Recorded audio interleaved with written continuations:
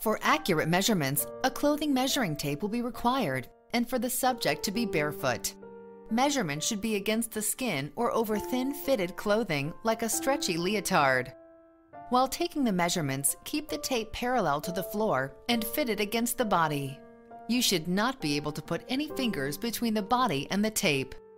The subject should stand straight, arms relaxed to their sides, and feet totally together, heels touching. The measuring process is easiest when a friend assists with the measuring. The measurements required are bust, natural waist, and hip.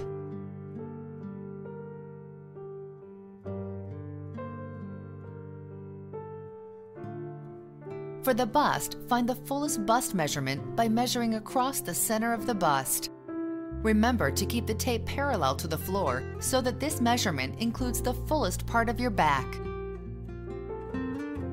Now the waist. The waist measurement should be taken at the natural waist, which is located just above the belly button, just below the rib cage. The natural waist is easy to locate because it is the smallest part of the torso. Have the person bend to either side and the skin will crease at the natural waist. That is where to measure. The hip. The hip measurement needed is the fullest part of hips and rear end, not at your hip bones. Be sure feet are totally together and the tape is across the widest part of the hip area from side to side.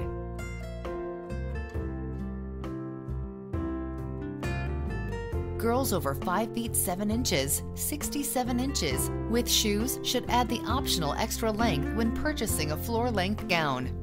Extra length adds an additional 5 inches to the dress.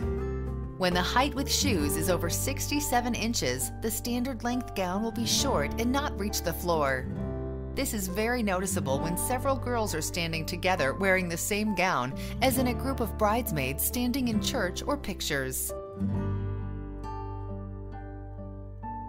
Compare the measurements to the dress manufacturer's size chart. This is very important since each manufacturer uses different dress sizing and the most do not match normal everyday ready-to-wear clothing. Most run smaller than everyday clothing, meaning you may have to purchase at least one size up from everyday clothes. When comparing actual sizes to the manufacturer's size chart, choose the size of your largest measurement. It is important to note dresses are manufactured to the measurements in the chart and are not custom made to the customer's personal measurements. As a result, the dress will require alterations to fit properly. For illustration, let's say the dress being considered is fitted through the hips, like this one. Assume a person with pear-shaped body and measurements of bust 33 inches, waist 26 inches, hip 39 inches is purchasing.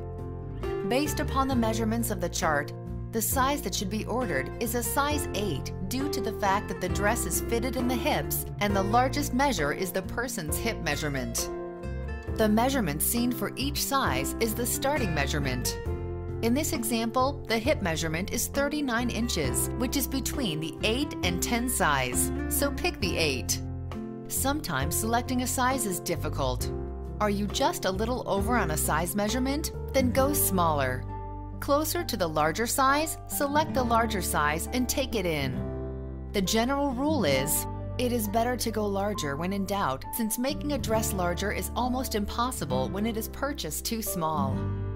Don't worry, we can help. Just ask our friendly customer service professionals at Bridals by Lori.